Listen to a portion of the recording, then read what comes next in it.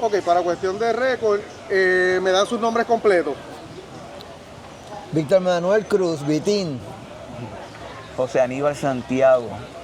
Muchachos, vamos a hablar hoy un poco de la historia de lo que fue una época dorada en Puerto Rico en términos de música, del uso de cannabis para una generación completa y un rol que ustedes jugaron importante en lo que fue una cultura del reggae en Puerto Rico. Hablemos un poquito de cómo nace la relación entre ustedes dos. ¿De dónde ustedes se conocen? Wow. Nosotros nos conocemos primordialmente por el bodyboarding. Estaba empezando en Puerto Rico el bodyboarding. Él está bodyboardeando, yo estoy bodyboardeando. Estamos hablando de los 80. Final de los 70. No, o sea, finales. Pues. Final de los 70, 77, 78.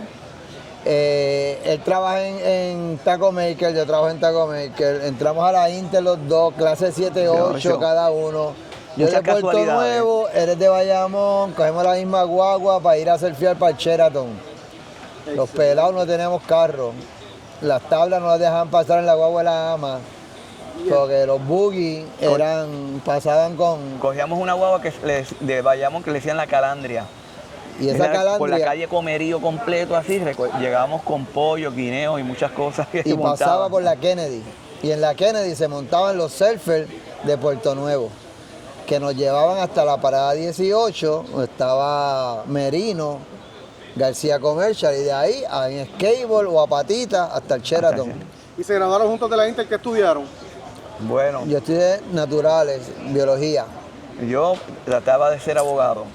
Y cuéntenme, entonces, ¿cómo evolucionaron que pasaron a tener una tienda en los Borinquen Towers? Y ahí estamos estudiando en la Inter, y como yo vivo al frente del barco, Los Borinquen Towers. en el Borinquen Tower yo era donde yo esperaba la guagua, pero no había expreso las Américas, para ir para la Inter de Atorrey, clase 7-8. Y de ahí es que yo empiezo a trabajar en el barco y eventualmente necesitan más personas. Y digo, pues vamos a traer a Aníbal. Y traemos a Aníbal. ¿Quién eran los dueños del barco? El del barco era un señor que se llama Carl Christiansen, era un americano que llegó a Puerto Rico porque trabajaba para la IBM y lo enviaron a Puerto Rico a montar el primer sistema de computadora para el Departamento del Trabajo. Era un contrato federal que tenía IBM y el que le tocó venir a Puerto Rico era el señor Carl Christiansen. Y ahí se conecta con la señora Yolanda Shorman.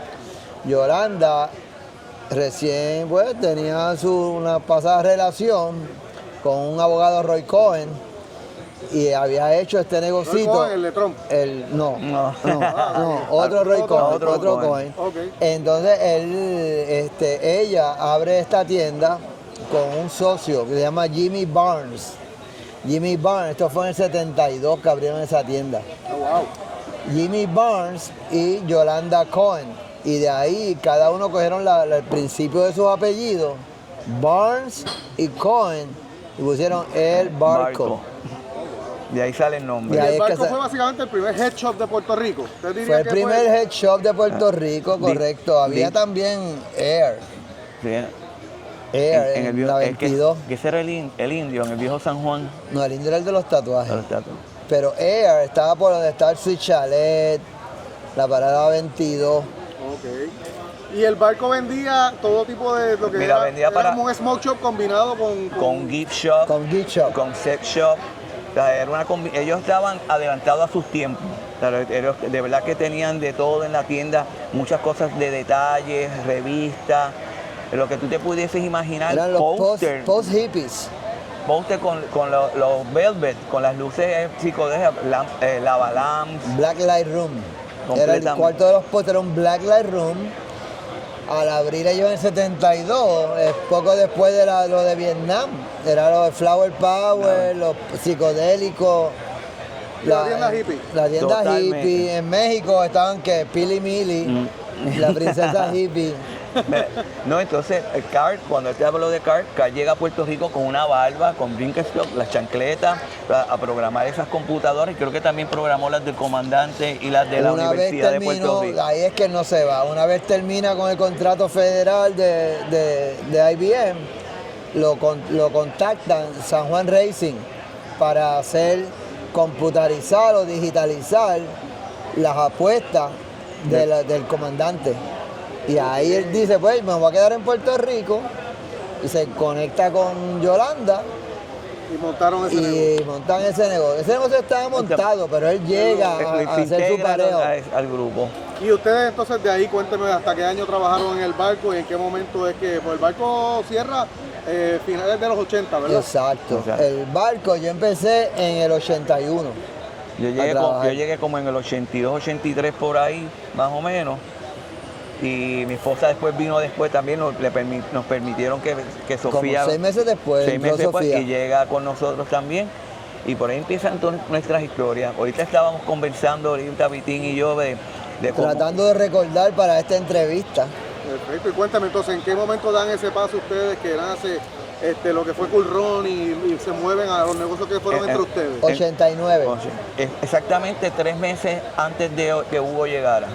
Antes de Hugo, 3 meses. ¿qué 3 hicieron? meses Cuéntame. antes se nos vemos que aunque estemos trabajando en el barco y hayamos llevado un par de cosas de reggae para venderlas en el barco, vimos que había potencial para una tienda de reggae más orientada hacia reggae. Y ahí decide Aníbal, que es el que toma la lanza, decir, vámonos, Vito. Y decimos, vamos a abrir Cool Running, él se va adelante. En el 89, yo me voy en el 90. En lo que él setea tienda, después me voy yo, después se va Sofía. ¿Cuál fue esa primera? ¿Dónde fue la primera Cool Running? ¿Era en Punta Las Marías también? No, bueno, ¿Cuándo? no, En Ocean Park. Calle Loíza, detrás del correo de la Loíza, Exacto. había unos pequeños espacios de 500 pies cuadrados que recién estaban Ahora alquilando. lo hice Street Station detrás. Loíza Street Station abrió en donde era la parte atrás del correo. Y el dueño del edificio dividió unos cuartitos como de a 500 pies cuadrados para hacer un mini mall, un mini strip mall detrás de Dunbar's y detrás de Mona. Nosotros cogimos Estábamos uno como en el- nosotros, cogió uno Bobby Lee con la tienda por fuera, con la mountain bike, White Caps, con Chiro. con Chiro mal atrás, ¿sí? Carlos Bacó Carlos tenía la Bacó tienda abrió una que se llama Valley Valley High. High. Y Charlie, ¿cuál es el video de Charlie Rabia? Charlie Charlie Rabia. Rabia abrió una de vitamina. Y ese interés por el reggae, ¿de dónde nace? ¿Eso fue Aníbal? ¿Dónde nace esa conexión? ¿A través del surfing o cómo nace cómo llegas por el Mira, reggae? te voy a decir, Vitín y yo hicimos una tienda que eran las cosas que más nos gustaban a nosotros como jóvenes. Éramos fans, en verdad. Era que no que eran fans, era por ser fan. Reggae, bodyboarding, las cositas de decorar los cuartos y las cosas, porque tú sabes que cuando uno es joven, uno sale del cuarto para ir a vivirte a un apartamento, cuando te vas desarrollando, bueno, pues teníamos cositas así de decoración, cosas de surfing, discos. Pero el reggae no sonaba en la radio en Puerto Rico de Esa es la aquella época. cosa. Ahí. Entonces, ¿qué pasa? Ahí, en ese 81, o un poco antes, como 80, nos compramos un hobby cat. Le compramos un hobby cat a un amigo. Aníbal pone 1,000 pesitos, yo pongo 1,000 pesitos a Fafidor, al gran Fafi, tremendo gallo. ¿Y qué pasa? De correr hobby cat, me invitan a correr botes grandes. Y vamos a San Tomás y tenemos panas en los botes. Y vemos que en San Tomás están saliendo discos de reggae, hay carnaval, hay party, hay conciertos. El carnaval de San John era para nosotros sagrado. O sea, Y nosotros pegamos íbamos- a ir del barco, pegamos a asistir a actividades en las islas. Y con la cuestión de los botes, y el ir para San Tomás, que si las roles, que si estamos expuestos y decimos, Mira. ven acá, esto no está en Puerto Rico, esto no está para el pueblo, esto no me está para los que estudian afuera universidad o para los que tienen botes. El reggae básicamente lo traen los estudiantes que iban a las universidades afuera, los surfers y los boteros. Porque ellos van a las islas, escuchan esto, los surfers van a las universidades y por allá sí el reggae estaba popular. Los surfers van a Hawái, allá en Hawái el reggae es de dioses. O sea, los surfers escuchan reggae. Y entonces, y esa primera inversión de Cool Running, ¿cómo lo hicieron? Como mencionaron ahora que hicieron ¿cómo nace esa inversión? ¿Cuánto invirtieron en ese lanzamiento de Cool Running? Mira, yo creo que nosotros abrimos la tienda como entre los dos mezclando y recogiendo todos los escombros que teníamos, como $30,000 en aquel momento. El papá de él nos ayudó también. Y recuerdo que compramos $7,000 en una disquera de Miami, que eran discos y cassettes, no había CD ni nada de eso. Y así fue que empezamos, y cuando llega la mercancía, que la acomodamos en la tienda, decimos, ven acá, ¿y ahora qué vamos a hacer nosotros con esta música reggae aquí?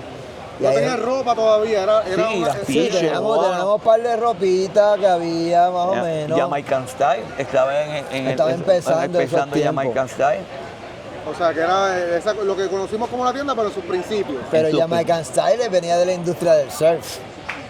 O sea, que era como que en el summer, en las t-shirts, combinando el concepto de surf y reggae. Y ahí nosotros nos montamos en esa ola. ¿Y cómo se empieza a promocionar la cosa? ¿Invirtieron en promoción o era word of mouth? ¿Ustedes ya los conocían del mundo del surfing? La gente empezó a llegar a visitarlo. Pues mira, nos decían que éramos el secreto mejor guardado. La gente llegaba allí por word of mouth. Se lo decía, mira, esa tienda, tienes que ir allá, tiene esto, tiene mucha joyería para las nenas, bisutería y ¿cómo era eso? Fantasía de cositas. De brass y leather, y que no era oro, era más roots, más. Ok, y entonces me imagino que empiezan a venderse los discos y la gente empieza a mostrar interés en que queremos ir a un concierto o queremos ver algo. ¿Cómo pasa esa segunda fase? Bueno, buscando cómo vender más discos, necesitamos Airtime Play. Y quien único que tenía Airtime Play, que éramos fanáticos de ellos, era Alpha Rock. Y fuimos para Alpha y nos dijeron, bueno, te vamos a dar media hora y te va a costar tanto. O sea, ese primer reggae, ese tiempo lo pagaron ustedes. Nos pagamos media horita. ¿Y quién lo disjoqueaba? Nosotros mismos hacíamos los mandábamos la programación, un playlist a mano, con los discos, y ellos los usaban y me los devolvían. Wow. Cada semana lo hacíamos un programa distinto. ¿Quién era el disco? Porque había alguien ¿quién era el locutor? No recuerdo. Bueno, por el día estaba Pedro Dávila y por la noche era Pedro San estuvo, y ¿verdad? Freddy Virella estuvo mucho tiempo. Okay. El otro que era apellido Sanz, ¿cuál era el nombre de Sanz? El hermano de Almita Sanz. Y entonces, de ahí la gente nos piden a nosotros. Decidieron ellos mismos. Una hora. Ellos lo crecieron. Era los jueves. Era los jueves a las 8. Y después con el tiempo llega el verano. ¿Y qué nos dicen? Vamos a hacer una segunda hora los domingos. Los domingos a la 1 de la tarde. ¿Eso fue para el año? ¿Qué año fue eso? Ya era como 93. 93 o 94. Por ahí, sí. Y entonces de ahí deciden, gente entonces... Ahí empieza la gente a escucharlo, ya entonces Alpha Rock se escucha por otros, como emisora en otros sitios, y como dice, nos dieron la oportunidad, tú sabes, de crecer en ese aspecto. Y vamos a hacer una serie de conciertos, ¿o cuál fue el primer concierto? El primer concierto es que se nos acercan Toño y Lucy Muñiz. Toño Muñiz. Toño Muñiz y Lucy, los hermanos de Rafa, los hijos de Don Tommy. ¿De verdad? Okay. El hermano y la hermana. Okay. Lucy Muñiz y Toño. Wow, y les dicen, muchachos. Y dice, ¿cuándo nos gustaría darle un try a esto? Porque parece que tiene futuro. ¿Y al grupo traemos? Hicimos Black Uhuru. ¿Fue el primer concierto de reggae así en Puerto Rico? ¿Fue de ustedes? No, había Ziggy Marley, había venido artistas de reggae en La Concha, en La Concha, ¿cómo se llama? En el Centro de Convenciones original. En el 88 89 fue Ziggy Marley. En el 86 fue Ziggy Marley, un 26 de noviembre, nunca me voy a olvidar, es mi cumpleaños, en el Centro de Convenciones. Exacto, que es el Centro de Convenciones viejo, que la gente no se acuerda que eso está pasado de moda ahora. Lo trajo Pepe Dueño, yo le pedí a Pepe Dueño, y digo, mira, quiero, y me pone en la tarima, tomé las fotos de allí, de esta, fue imagínate, como te... Él era fotógrafo ese tiempo. Ok, y entonces después en el 86, después vinieron algunos artistas. En el 88, en las mundiales, trajeron a Inner Circle, fue el que lo llevaron allá a Aguadilla, que era Fernando Gallardo y Pepe Álvarez, que era el presidente de la Federación de Surfing. Entonces, sí. ¿Y ese concierto de Black Uhuru primero, cuándo fue? Noviembre 10 de 1990, en la finca Cofresí de Nonón Figueroa. ¿En dónde era eso? En Gurabo, en la salida de Gurabo.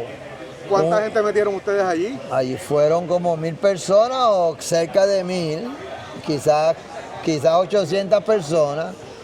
Y un detalle fue que como era el primer concierto, los cruzacalles que nos pagaron para hacerlo eran tan lindos que los primeros que llegaron se los llevaron de souvenir y los demás que venían detrás no encontraban el potrero para cómo llegar, porque era un potrero que no tenía rotulación ni nada de cómo llegar al sitio. El que sabía, sabía. Wow, y cuando Black Uhuru llega ahí, empiezan ustedes a tener esa relación con el artista. ¿Por qué Black Uhuru? Porque los Muñiz tenían esa relación con algún promotor. Él le encantaba Black Uhuru. Me encantaba Black Uhuru y tenían el disco Now, en aquel momento era su ese disco, en ese momento, sí. Una cosa bien interesante que nos pasó, que ahorita estábamos hablando, es que nosotros fanáticos de ellos, o sea, eso era siempre fuimos ídolo. Fanáticos de reggae, no era de negocio, en verdad, era para hacerlo para nosotros, para disfrutarse disfrutar y ayudar a la tienda y bueno, cuadrar caja. De repente tú sabes, tú recibir una llamada y te está llamando Apple Gabriel de Israel Vibration, mira, esto, lo otro, un David. Yo quiero ir con ustedes. De cantante de Steel por lo mismo. Entonces, me estoy aquí en el aeropuerto, tengo que estar 4 horas, a ver si me pueden buscar. Se regó la voz en la industria. Porque vieron a Puerto Rico que era una plaza grande, o sea, siendo del Caribe. Y se regó la voz y nos llamaban era como, era de pana, dime la fecha, voy. Van y ya. Okay, pasan de Gurabo, ese primer concierto pues fue un palo, porque 800.000 personas, entonces ven cómo entonces evoluciona la cosa. Los Muñiz les dicen, vamos a traer el otro segundo artista, ¿cómo evoluciona la cosa? Perdimos. ¿Cuánto les cobró Black Uhuru en aquel entonces? En aquel tiempo 15. Como 10 era Black Uhuru. Okay. Como 10.000 pesos, pero eso es un montón de chavos para aquel tiempo. Sí, exacto. Y yo recuerdo que Rafa llegó poco antes del show y dijo, ustedes están perdiendo aquí 10.000 pesos esta noche. La leyó de uno. Ustedes están perdiendo tanto aquí hoy. Y entonces, ¿cómo evolucionó la cosa? ¿Cómo lograron entonces? Bueno, ahí con esa estrella, pues se van, los otros se van, pero nosotros tenemos la tienda. Exacto, ustedes tienen que seguir con lo que estaban haciendo. Y ahí pues llegan otras alianzas. Hoy en día le llaman alianzas público-privadas, ¿verdad? Ahí estuvimos con Beatriz Rodríguez, hicimos eventos con ella, hicimos con el mismo Pepe, hicimos eventos, tuvimos unas asociaciones hasta que llegó el momento de madurar. Hay una coyuntura ahí. ¿Dónde eran esos otros conciertos con Beatriz y con Pepe? En distintos sitios. Empezamos ¿en dónde? En la Concha, con Pato Banton. En la Concha, yo fui a ese concierto. Yo me acuerdo de ese concierto. Una noche de San Juan. Wow, yo me acuerdo de ese concierto. Wow. Porque eran conciertos más combinados estilo party. Era un party. Porque tú no tenías la capacidad de audiencia de hacer un concierto per se. Era un nicho que era como que estaba subiendo. Okay. Y en Puerto Rico era la época de hacer esos parties. Tú tenías unos paris que hacían los fuertes con Leotisol, que eran los Kamehameha, los Reyes Mean. Y todo el mundo hacía sus distintos parisitos cuando estaba de estudiante universitario. Y se llenaba. El otro día vi una foto de un pari de un Kamehameha que me acuerdo que fue la número 1.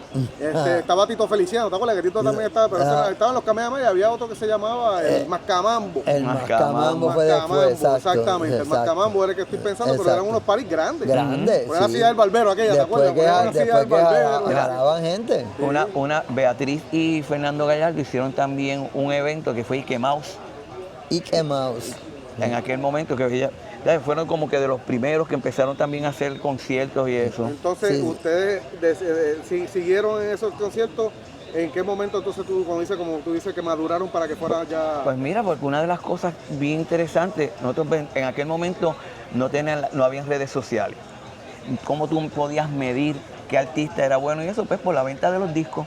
Nosotros los discos que vendíamos, pues sabíamos, mira, todo el mundo quiere escuchar a este. Todo el mundo está loco con este. Todo el mundo le encanta este. Este es buen candidato para traerlo. Este promete. Y así. Y en paralelo, en esos conciertos empiezan a surgir artistas locales de Puerto Rico, ¿no? O sea, se empieza a formar lo que es el reggae local. Cuéntanos un poco me imagino que esos mismos artistas también se acercaron a ustedes. ¿Cómo fue ese proceso? Pues mira, bien interesante, como no habían los CDs todavía y no habían estas grabaciones, eran cassettes que nos traían las bandas locales. Por decirte Millo, Cultura, Ni yo era estudiante en Berkeley. Y decía, esta es mi bandita de la universidad. Con Tinsi, que me acuerdo. Con Tinsi. Y por favor, no, guarde ese cassette, no debe ir a nadie porque estamos muy maturitos. Estamos muy prepa, estamos ahí. No, es que como yo estaba loco por hablar con usted, pues yo viví esa época. Yo recuerdo haber ido a ver a Millo Torres en Calle. Fuimos un grupo como de 20 personas que bajamos una noche a un concierto que él tenía. Y pues de nuevo, exacto, empieza a sonar ese reggae local con un sabor puertorriqueño y una temática puertorriqueña. ¿Cómo pasan de esos cassettes que le llevaban a ustedes a producir? ¿Cómo fue eso?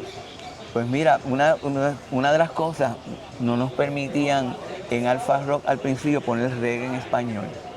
Todo era reggae roots jamaiquino, de acá de las islitas, Identity de San Lucia. Sí. Claro, ellos estaban haciendo como que un paréntesis porque lo de ellos era rock y el reggae no era su religión. Esto era, pues, estrictamente negocio. Y después Pedro Dávila nos permite poder empezar a poner nuestras bandas locales, el reggae suramericano, de donde ¿verdad? Habían banditas también. Hay una cosa que también influye, que fue la regulación de las botellas de cerveza. En Puerto Rico todas las cervezas la habían puesto a regular, que eran para conservar el ambiente. Eran brown. Con Owen, Illinois. Era un legado de Don Luis Ferrer. Y en el 88 creo que es que liberan esa prohibición y ahí es que llega a Puerto Rico por primera vez una cerveza en cristal transparente. Miller Lite. Llega la Miller. Ya la Heineken la pueden traer en botella verde. Antes la Heineken venía en botella brown. Tú ibas a las islas a tomarte una Greenie. Las Greenie eran en las islas. Y aquí las en Puerto Rico eran también allá en las islas. Y ahí es que nosotros se nos acercan los de Miller con esa nueva botella transparente y nos auspician el concierto de Alpha Blondie en el 91. Y ahí más o menos cuando nosotros nos cogemos así por como que llegamos. Esto es de nosotros. En vez de fulano y fulano, nosotros somos una parte minoritaria, ya tenemos un poquito más de participación. ¿Dónde fue ese concierto? Ese concierto fue en el anfiteatro. ¿El primer concierto en el anfiteatro? No. De reggae de ustedes, pero no. De nosotros el primero. De nosotros per se solo, sí. Pero en el anfiteatro, porque el anfiteatro exacto abre para esa época más o menos, era que ese anfiteatro abrió. No, el anfiteatro. ¿Conciertos así? Yo Mira, creo que sí, ¿o no? bien interesante que Beatriz fue la que nos llevó mira, ahí está este sitio, pues el anfiteatro estaba como que nadie lo reconocía. Creo que lo único que se hacía era el Heineken Jazz en aquel momento. Estaban empezando los pininos, no sí, tengo, exacto, porque el venue estaba nuevo. Estaba nuevo. Ok, y ese primer concierto de Alpha Blondie, ese primer concierto de ustedes como productores, cuéntame, ¿cómo les fue? ¿Cómo estuvo ese concierto? Excelente. Esto fue 3,000 y pico de personas, ¿verdad? O hasta más. Estaba lleno a capacidad. Otro elemento que nosotros lo hicimos porque somos fan y queríamos traer esto, no hicimos mucho dinero. Inclusive uno de nuestros socios fue Carlos Gastambide, que estuvo con nosotros. Carlos Gastambide. Pero nos gastamos $22,000 en pasajes de traerlos a ellos desde Sudáfrica, ¿verdad? Sí, porque la gira nos tocaba la pata, esa era la pata de ellos. Y ahí, que no sabíamos. Ahí estaba la ganancia. Como toda esa gente son de Ivory Coast, de Abidjan, eso era una colonia francesa. Entonces todo el equipo técnico, todos los sonidistas, los de las luces eran franceses.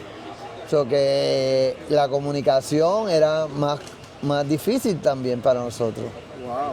O sea, que toda esa logística, y de nuevo, no había internet, no había email. No, esto fue por teléfono en horario distinto, me imagino es un reto grande. Exacto. Y además de ustedes dos, ¿quién más trabajaba en ese equipo con ustedes? ¿Cuán grande era ese equipo de producción que tenían ustedes en aquella época? Pues teníamos nuestro proyecto, ¿verdad?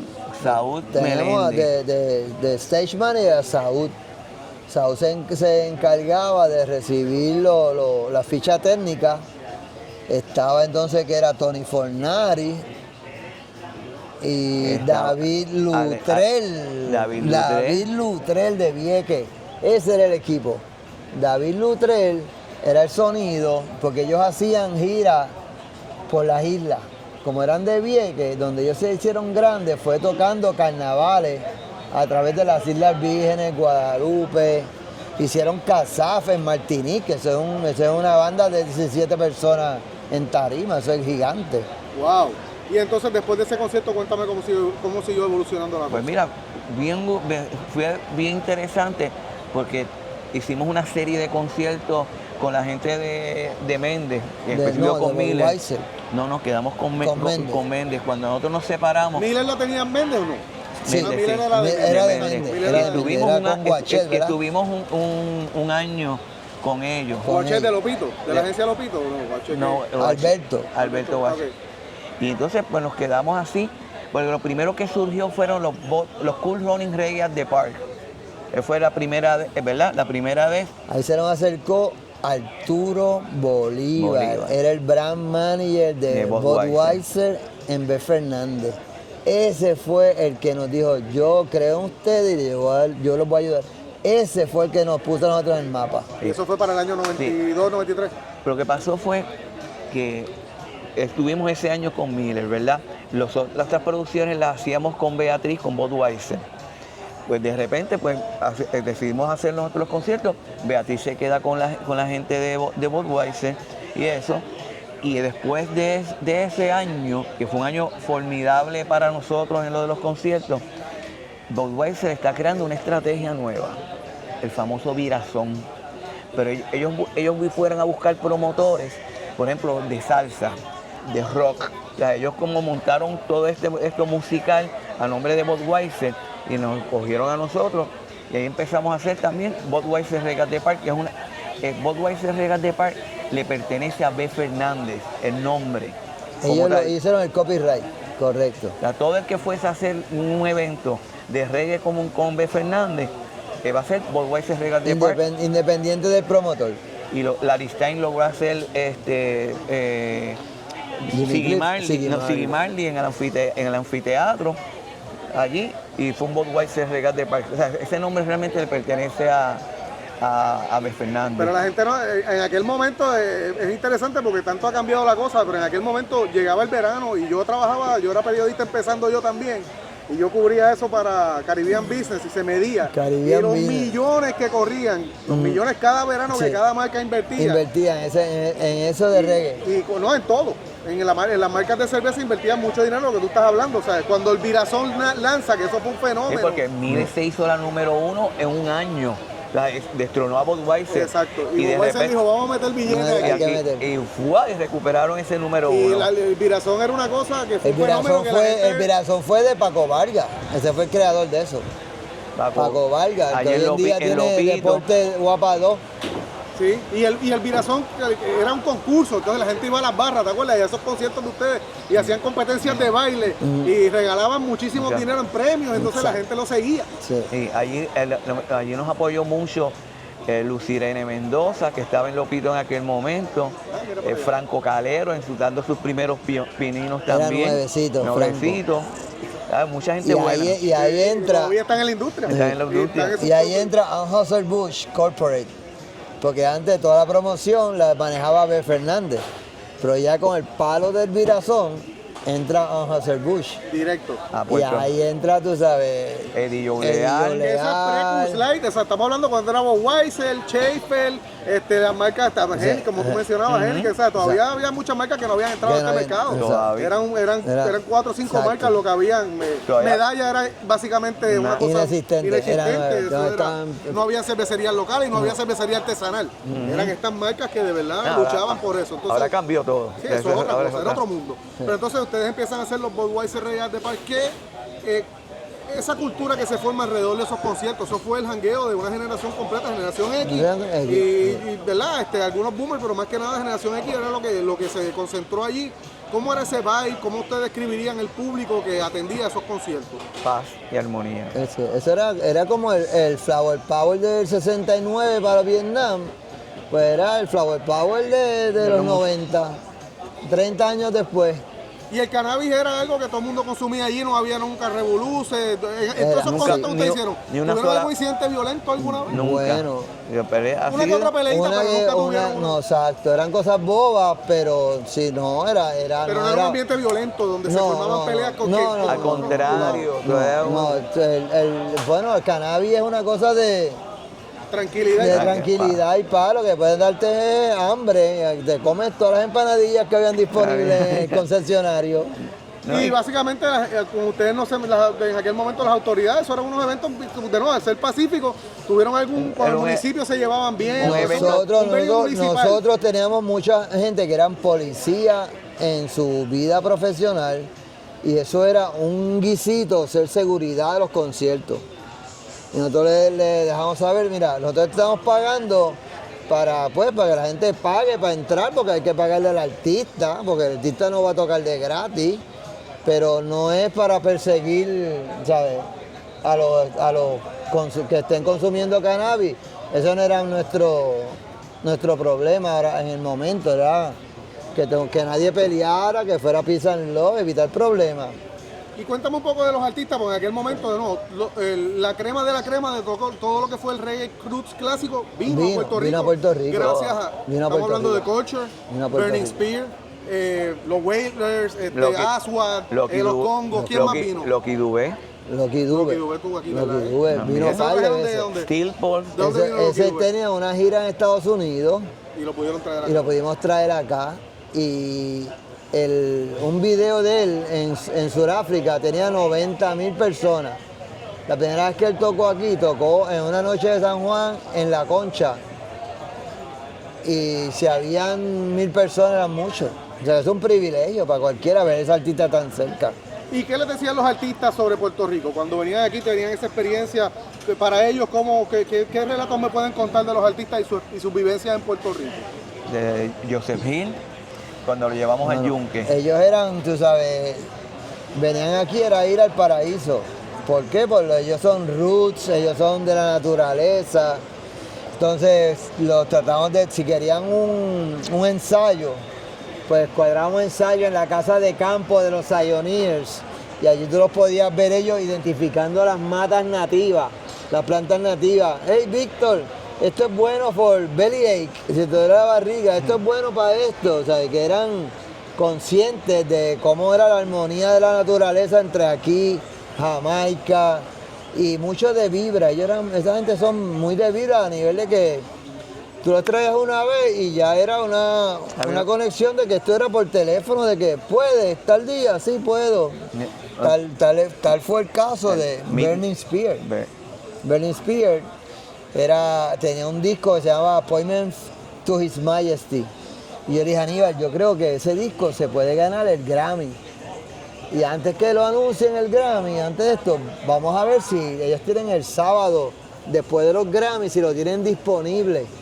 Y yo llamé a la dueña, Sonia Rodney, la esposa de Winston Rodney, el de Burning Spear. Digo, Sonia, ¿cómo está el sábado después de los Grammys? Dice, no problem, Victor. You want it? Dice, yes, I want it. Dice, it's yours, no problem. Van, enganchamos y efectivamente Burning Spear se gana el Grammy. Con su primer Grammy con Appointment to His Majesty, lo celebramos en el anfiteatro. Hicimos una cena en Mango donde ellos celebraron, tenemos Mango. ¿En qué año abrió Mango? 94. 94. Queríamos abrir en 92 para la regata quinto centenario, pero la permisonología nos lo hizo imposible y abrimos 2 años después. O sea, abrimos Tú me dices que me diste un flashback, que a mí se me había olvidado Mango. Tanto que unos años ahí. Mango. O sea, que ustedes se convirtieron, tenían la tienda que llegó a crecer. O sea, ya se habían mudado entonces Nos mudamos de Punta Las Marías.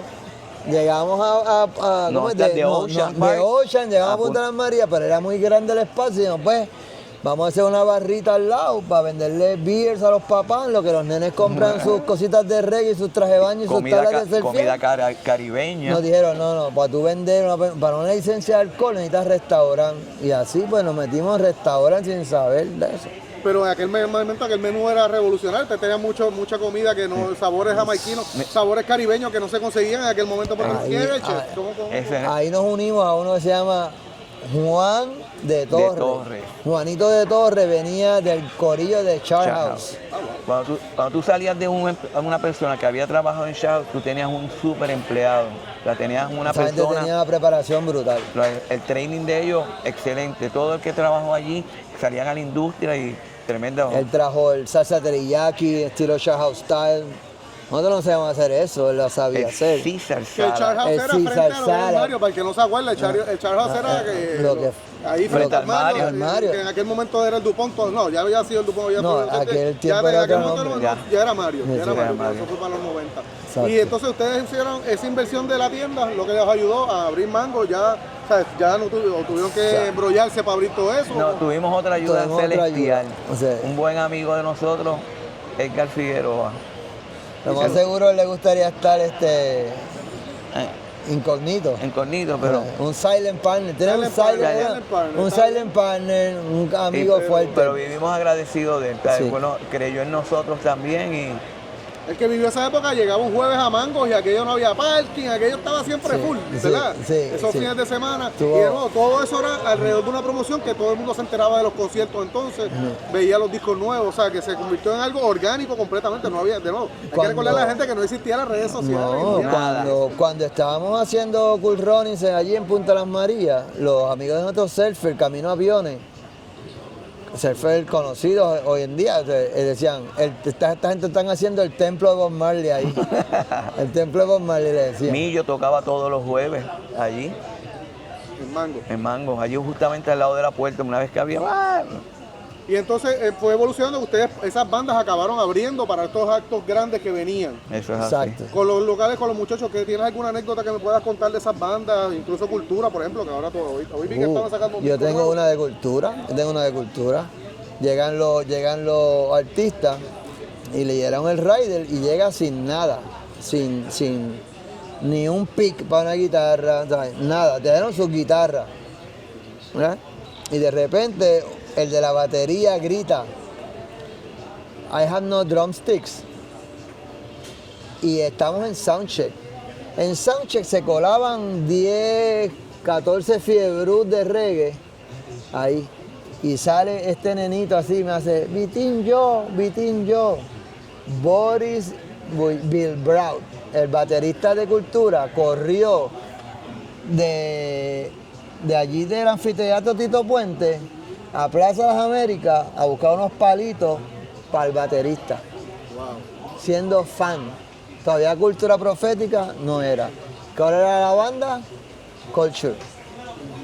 Y me dijiste que llevaron a Joseph Hill al Yunque. ¿Cómo fue eso? Cuéntame un poco de eso. ¿Cómo era Joseph Él Hill? tenía el tacho, era Él tiene la vibra. Ese sí, ese era. Ese lo sentía, él decía, cuando caía el chorro de agua, I feel like Jamaican. Él se identificó, o sea, con Puerto Rico. Sí. Siempre que lo llamábamos, nunca había un no. Kenyatta, que es el que ahora mismo el cantante de Culture, su hijo, eso venía de chamaquito para acá. Él venía de nene, haciendo sonido. No hace mucho me lo encontré en Virginia, en Reston, Virginia, tenía un concierto. Y Linda, mi compañera, me dice, vamos a acercarte para el frente para que te vea. La cuestión es que cuando me ve, él grita, Uncle Victor, this is the friend of my father, you know. Y ven acá, y esos artistas, ustedes no me voy a decirle, pero el cannabis que había en Puerto Rico para aquella época, ¿qué decían los jamaiquinos que lo probaban? ¿Cómo era lo que había disponible en aquella época? En plena evolución de Estaba- Sin Semilla, entrando En Puerto fuerte. Rico Duro. había disponibilidad de buen producto de cannabis y sí, ellos tenían acceso a él. Y les gustaba, Gracias. hablaban positivamente de lo que consumían en Puerto Rico en aquella época. Sí, las flores nos echaban siempre. Y la gente, y el público de nuevo consumía allí, nunca hubo revolución, nunca. No. Era otra Tratábamos de dinámica. hacerlo como respetuosa, lo más respetuosamente que se pudiera, ¿verdad? Como el que te guste a ti no es para que le falte respeto al vecino de al lado. Que no le guste. Y tratamos, Lo ¿ves? mismo que pero no con, tuvimos con mala la, experiencia. con la seguridad, cuando estaba en la puerta, entonces, era ilegal en esos momentos y sigue siendo ilegal. Bueno, no es recreativo ahora mismo. Pues te la quitaban de los bolsillos, pues lo tenías en el bolsillo, pues no podías reclamar, pues hablaste con él, eres policía, dile que te lo devuelva. No, no, está bien, gracias.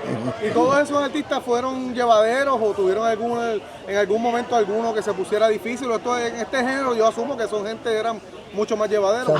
Eran bien llevaderos. Andrew Tosh. Nosotros todavía está complicadito, hacíamos cosas que pues por tratar de economizar, tratar de ponerlo como de 2 en 2 en cuartos, cuando son artistas viejos o de, ya tú sabes, uno ronca en el cuarto, ¿entiendes? Uno es adulto y ya tú no estás en las de compartir un cuarto con... Y no es lo mismo poner 2 por cuarto a poner un cuarto para cada uno en términos de producción. Y esa la aprendimos rapidito con ellos, que era una falta de respeto tratar de ponerlo como si fueran roommates de coed cuando eran ya viejos. Uno hablaba con el manager. ¿Tú crees que algunos de ellos puedan compartir cuartos? Si algunos accedían, pues lo hacían. Si no, pues cuarto. Los más jóvenes que eran músicos, que no eran dueños de banda como tal, accedían al rooming. Oye, los voces, pues... Le podemos hacer la historia de Don Taylor y Midnight Nurse, Gregory y Isaac. Bien interesante. Lo vamos a buscar en una situación. Millo nos llama de allá de... Millo tenía concierto en New York. En New York. Estaba grabando en Washington, en Lion and Fox Studio. Y el hombre, entonces yo, mira, aquí tenía break y Fanny y yo a ver a Gregory. Aquí pasó algo. Gregory no subió a la escena y nosotros ya los hacíamos el fin de semana. El próximo weekend éramos nosotros.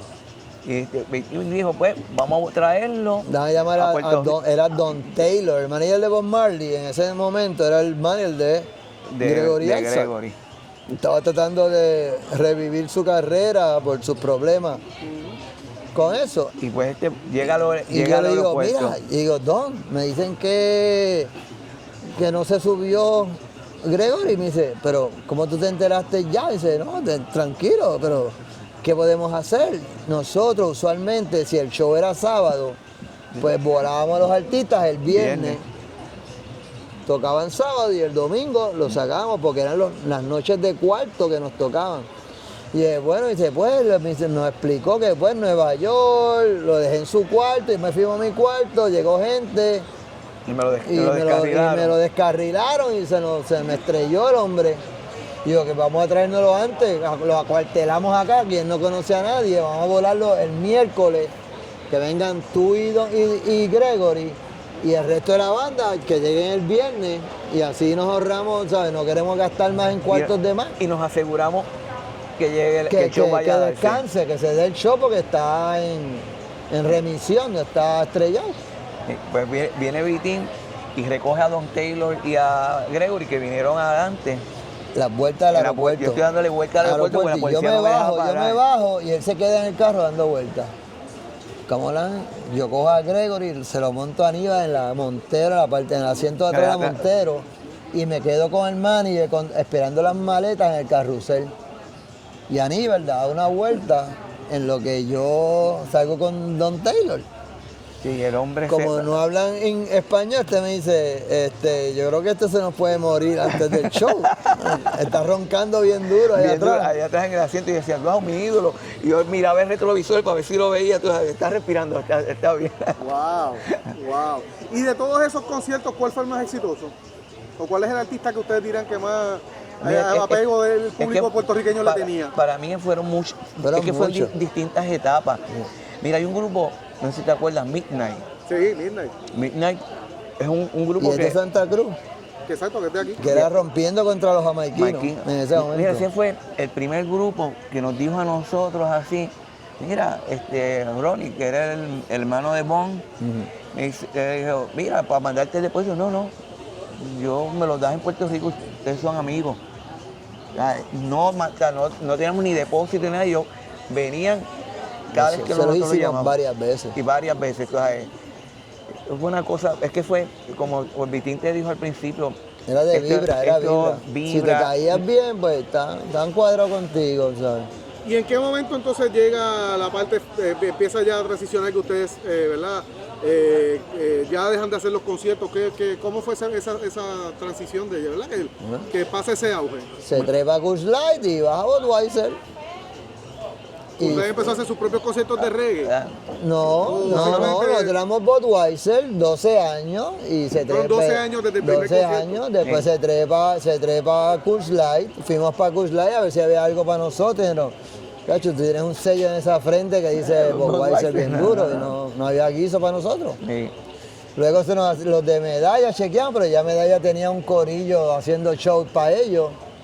Y nos dijeron, bueno, nosotros podemos hacer show, pero nosotros cogemos la taquilla también. Y, nosotros, y ahí pues nos Y de fue. ahí ya la tienda, ¿en qué momento ustedes cierran Mangos y la tienda? 2006.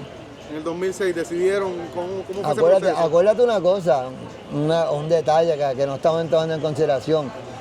Los que eran los dirigentes de este país, pensando que acercaban la estadidad, fueron a cabildear a Estados Unidos para eliminar las 936.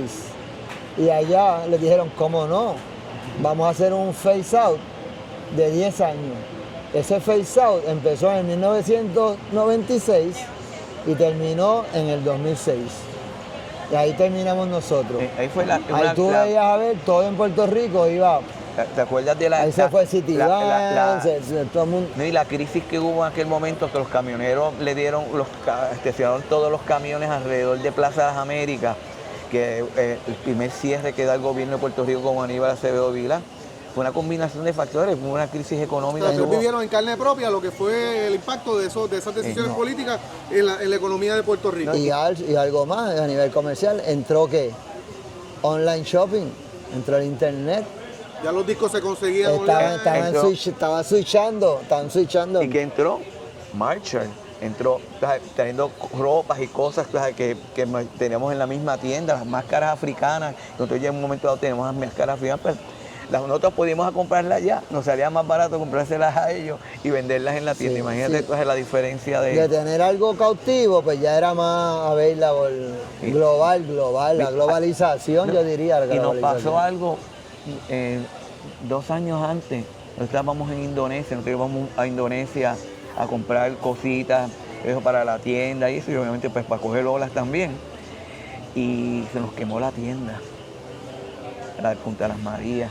La tienda se quemó. Se quemó En un fuego. y lo más triste es que en aquel entonces no había internet, todo era por comunicación por teléfono. Mi esposa era la que estaba en Puerto Rico, que tuvo que bregar con todas, con yo, ¿Cortocircuito o algo así?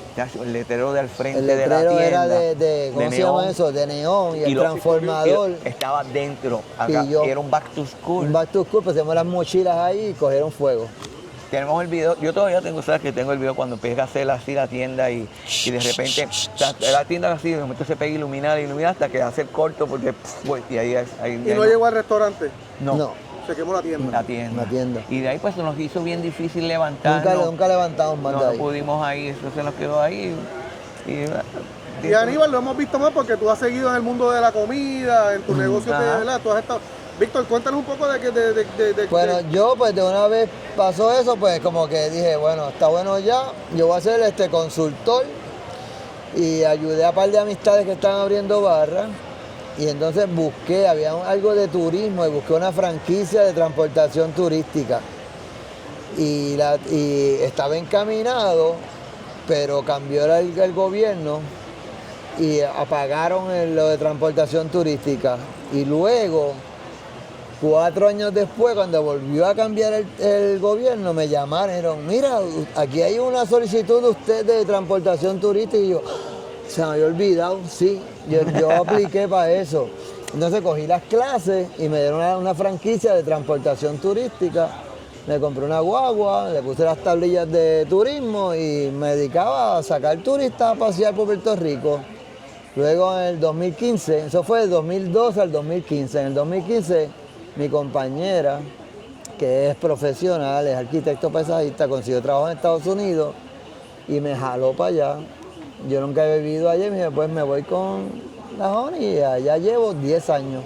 Ahora vengo 3, 4 veces al año, loco por regresar, y ya le quedan como 2 años para terminar y pronto estoy aquí dando candela otra vez. Y Aníbal, tú, ¿no? Estuviste en diferentes negocios, ¿verdad? ¿Has seguido Todavía en la industria, seguimos perdóname, de la gastronomía. de la gastronomía. Nos hemos mantenido en esa parte de la película para que estuvimos con Aceres, con Mango, el segundo Mango. Winston no estuvo con nosotros en esa aventura. Que volvieron a donde era el Cool Running original. ¿Dónde era Mona? ¿Dónde era Mona? Sabes que si entras a Belingeri, en la parte de atrás, cerca del correo, que es vegetariano, y entras, eso es Cool Running. Ahí fue, y ves toda la madera, todo lo que hicimos nosotros así, en Charlie Miranda, que es un surfer que lo hizo con Chino, nos hicieron todo en madera y está todavía intacto allí. Buen trabajo, todavía está ahí. Está ahí todavía, mano. La gente me dice, mira, oye, sí, esa era la tienda. Entonces, hiciste ese mango. De Mango, vendimos 3 meses antes de María. Gracias a Dios. Gracias a Dios, pues hizo lo que no hizo Hugo, que el agua no se metió, pues era Mona, y el agua nunca se le metió a Monas tampoco. Pues el agua esta vez sí que subió hasta adentro donde estaba y se llenó de agua y ellos no pudieron. Se perdió el todo. sitio. Y entonces después de eso estuve con Aceres en la placita de Santurce, también se vendió antes de la pandemia, no, después, sí, lo vendimos antes de la pandemia, cosas así de la vida. Y entonces pues sigo todavía con Comedor, con Hugo Pérez allá en Comedor y haciendo un par de cositas en la calle. Guisando. En el Tibiri Tábara, como dicen los cubanos. Y cuéntame, ¿cuál es el legado que ustedes entienden que dejaron toda esa historia de todo lo que fue Cool Running, Mango, el Budweiser Reggae at the Park? La gente cuando los ve a ustedes que se acuerda de eso. ¿Cuál ustedes entienden que ha sido el legado que ustedes dejan a esta isla musicalmente? Unos seres humanos Bueno. No, bueno, a nivel del periodismo, en la banca, en las distintas facetas que esa gente que trabajó con nosotros tienen hoy en día en Puerto Rico, nos llena de orgullo porque son gente de provecho y de gente que hacen artistas, buenos de Puerto Rico. Abogados, periodistas, intérpretes. Pero es una cosa bien linda. Todavía le decimos las nenas, son unas mangazonas casadas y todo. Tienen hijos y todo, pero las nenas de Cool Running. Son las nenas de Cool Running. Ellas no, es más, nos botaban de la puerta del concierto, me decían, sálganse, ustedes conocen mucha gente y está entrando mucha gente de gratis. Fuera, vaya con lo que a ustedes les gusta, con los artistas allá. Nos botaban. Ellas corrían todo el show. Ellas corrían el show. Una cosa bien buena. ¿Sabes qué? Otro detalle, que me acordé nosotros que estudiamos los bodyboarding y eso. Nosotros nos metimos mucho con la Federación de Surfing, pues yo me metí en la Federación de Surfing y empezamos a hacer eventos de reggae en Rincón. Ahí empezamos a llevamos a Gondwana, llegamos a Culture. Israel Vibration. Un par de shows hicimos aquí y allá. Además, te voy a decir una cosa, nosotros fuimos los únicos que logramos traer a Israel Vibration completo. Con Dr. Dre, los tres. Wow. Eso fue, tú sabes, un concertazo. Sí. Yo me acuerdo, yo fui, ¿ese fue el Rincón, no? No, ese fue Anfiteatro. Anfiteatro del 98. Wow. Y en la parte de cannabis, de nuevo, cuando vieron lo que ha pasado en Puerto Rico con que, de nuevo, aquí de momento ha habido un boom de medicinal y el negocio de cannabis ha explotado, pero de momento ahora también se está echando para atrás. No. ¿Cómo han visto ustedes esa evolución de lo que fue al ilegal a un modelo medicinal y a lo que es hoy en día? Cuando ustedes miran eso, ¿qué piensan? Yo una tristeza porque yo quería el Grandfather Clause, yo quería una licencia de esas si yo toda mi vida trabajé ahí, tuve el estigma. ¿Cómo a mí no me llamaron para decirme, negro? Vamos a hacer esto. Aquí usted tiene una licencia para usted. Se la repartieron entre ellos. Y lo otro triste, creo que el error más grande haber sido dar tantas licencias sin haber creado, como hacen las farmacias, una distancia. Digo que después metieron CVS y Walgreens uno frente al otro. Uno terminó muy apresurado la decisión. Pues yo creo que el cannabis, el haber hecho los dispensarios tan cerca, no sé, como que no dejaron que progresara más en ese aspecto. Yo lo veo político, como que hay que aprovechar antes que se nos acabe nuestro término, porque ahora los términos son cada 4 años cambian. Vamos a hacer lo más que podamos ahora porque no sabemos quién viene después. Pero exacto, tú mencionabas una palabra importante, el estigma. Y los que vivimos aquella época de aquellos conciertos y de lo que fue el reggae roots relacionado a lo que era, ¿verdad? A todo ese mundo del cannabis, la realidad es que, pues, toda esa gente tú las ves hoy en día y son, como tú bien dices, personas de bien. ¿Cómo ustedes lo ven? Imagínate, imagínate que tú, por ejemplo, tú tienes una cosa como el surfing y el skateboarding. Hoy en día son deportes olímpicos. En nuestros tiempos, en los 70, en los 80, eso eran que Unos vagos. hierberos, peludos, eso no es skateboard, chacho, es nada bueno tú estás. Y en términos del reggae, todavía, ¿verdad? Muchos de los artistas han fallecido, son grandes artistas que vinieron a Puerto Rico. ¿Cómo ven en la música? ¿Se mantienen en contacto? Como tú mencionabas, viste el otro día el Hijo de Corcho, pero ustedes se mantienen en contacto, piensan qué ha pasado con el reggae, cómo describirían la situación del género del reggae hoy en día, tanto a nivel internacional como el de Puerto Rico. Está súper latente, está súper importante. En Puerto Rico, pues, no tiene airtime play, no se toca en la radio normal, pero fuera de Puerto Rico, la industria está gigante. Y la industria está tan gigante que tú tienes bandas que son completamente de gente americana tocando. AC Rock, ahora mismo ellos tienen un programita de Boris, es el que coge las canciones, no sé si lo está haciendo todavía. Ese es el único así, pero este es por internet. Internet, sí. O sea, no es un radio local. Yo personalmente estoy escuchando mucho el reggae de Hawái. Todos esos hawaianos, en vez de seguir con la tendencia nueva del dancehall, del trap, del rap, del hip hop, ellos se concentraron en el roots reggae de los 70, de los early 80s, y mantienen ese tipo de reggae. Y es increíble la cantidad de artistas que tienen ese género. Y ustedes que vieron esa evolución también, porque de nuevo, también eso fue lo que pasó. La juventud de nosotros, los noventosos, era ese reggae root, pero entonces surge lo que es el reggaetón. Y es reggaetón, pero no se le da mucho crédito, ¿verdad? Se habla mucho de reggae en español en general, cuando se habla de ese origen de reggae. Y no se menciona que mucha de esa gente que fue esos conciertos, esos ritmos salen de esos conciertos que ustedes trajeron. Pues hacemos una historia pequeña, rápida. Después, personas no vamos a decir los nombres, pero de la industria, son grandes productores y eso, que nos acercaron en un momento dado. Y nosotros estábamos con reggae, roots bien sólidos, para que nosotros vendiéramos los boletos de reggaetón. Pero en aquel momento el reggaetón no era muy bien visto en Puerto Rico, estaban pasando muchas situaciones. Era mucho maleanteo. Era otra cosa. Y nosotros nos preguntaban, cada vez que íbamos a buscar un auspicio para hacer un evento, que nos preguntaban, ¿qué es este? ¿Qué reggae es este? No, reggae de Bob Marley. Y hubo la diferencia y mira, evolucionaron tanto, le dieron otra cosa, claro.